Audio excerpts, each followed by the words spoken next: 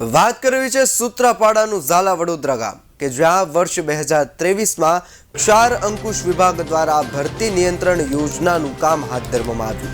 જે કામને લઈને ગ્રામ પંચાયતના પૂર્વ સદસ્ય ભીખાભાઈ ઝાલાએ મંત્રી કુંવરજી બાવળિયાને પત્ર લખી યોજનામાં ભ્રષ્ટાચાર આચર્યાના આક્ષેપો લગાવ્યા છે અને તટસ્થ તપાસની માંગ કરી છે। ભીખાભાઈએ આરોપ લગાવ્યો છે કે ક્ષાર અંકુશ વિભાગ દ્વારા અપાયેલા કામમાં ભરતી નિયંત્રણ યોજનામાં ડેમના પાળાપટ્ટીનું કામ કર્યા વિના જ બિલ ચૂકવી દેવામાં આવ્યા છે। એટલું જ નહીં, ડેમના 18 કોલમ હતા જેને તોડીને 16 ટન લોખંડ બારોબાર વહેંચી ભાગ કર્યા હોવાનો આરોપ લાગ્યો છે। આખી જે પારાપટનું કામ થયું છે સ્થળ ઉપર કામ કર્યું નથી અને સીધું બિલ 13 થી 14 લાખ રૂપિયા જેવું બિલ ઉતારી લીધું છે એ લોકોએ।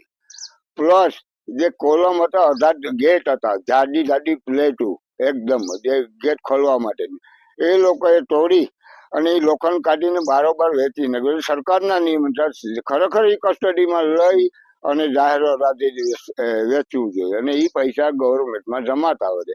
એને બદલે લોકોએ ભાગ બદલાય। જે તે અધિકારીને મેં ફોન કર્યો કે ભાઈ આ લોખંડ તો અહીંયા નથી સ્થળ ઉપર, મેં ફરિયાદ કરી તો કે ના એ લોખંડ વેચી નાખ્યો હશે તો અમે એના પૈસા કાપી લઈશું। આવો કયો નિયમ છે કે ખરેખર બિલમાં કાપવાનો? એવી કોઈ યોજના છે જ નહીં। ગવર્મેન્ટનું કેટલું લોખંડ છે એ નક્કી કરે જાહેર દીધી। આ તો અધિકારીઓ એવો છે ને એનો ઓડિયો ક્લિપ મેં જે વાત કરી ઓડિયો ક્લિપ પણ મારી પાસે છે। એ અધિકારી એ જ્યાં લોખંડ વાળી વાત પૈસા કપાય મકવાણા સાહેબ હતા। વડોદરા જિલ્લા ભરતી નિયંત્રણ યોજના મૂળ 1967-68માં બનાવવામાં આવેલી હતી। ત્યારે એ ગેટેડ સ્કીમ હતી। તેમાં લોખંડના ગેટો હતા। જે ગેટો સડી જતા ઓપરેશનમાં તકલીફ થતા 1999ના વર્ષમાં એને સરકારશ્રી દ્વારા ઓબી કરવા માટેનું નક્કી કરવામાં આવ્યું, જેમાં ગેટ કાઢી નાખવામાં આવ્યા, કાઢી અને ફક્ત ઓવરફ્લો થાય તે રીતની વ્યવસ્થા કરવામાં આવી હતી, જે 1999ના વર્ષમાં પૂરું કરવામાં આવ્યું હતું।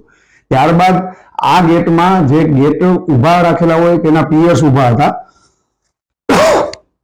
તે પિયર્સમાં ચેનલ અને જે લોખંડ હતું તે કટાઈ ગયું હતું, જેને લીધે વરસાદનું પાણી જ્યારે પણ આ ચેનલમાં કે ગેટમાં પડતું ત્યારે એ ભરતી નિયંત્રણ યોજનાના અંદરના ભાગમાં કોન્ક્રીટને ખોખલું કરવાનું કામ કરતું હતું, જેને કારણે વિભાગ દ્વારા નક્કી કરવામાં આવ્યું કે આ ગેટના પિયર્સને દૂર કરી અને સામાન્ય રીતે ઓગી કરવામાં આવે।